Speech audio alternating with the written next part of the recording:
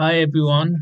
Today I have one bunch of data set, which is newly selected candidates data set, where some candidates are newly selected for some position like team member, team leader, in which we have to make a folder for each single candidate.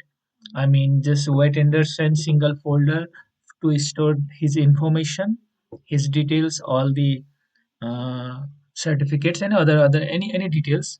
We are going to make a folder for each person.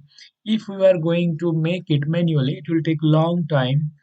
Yeah, so we are going to use some tricks by using Excel. Just short can show it. MD Mr. Wet Anderson underscore Anderson. Just Control E. All are this ready. Control C or notepad ready. Notepad is open. It's already one state. It's new tab. Control B. Just save it. Control S. Name new candidates.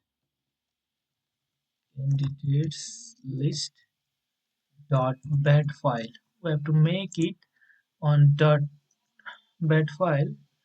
Let's make one new folder. New candidate.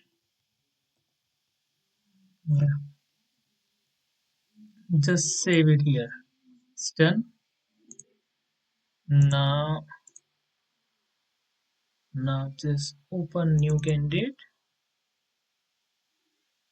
double click, it's done.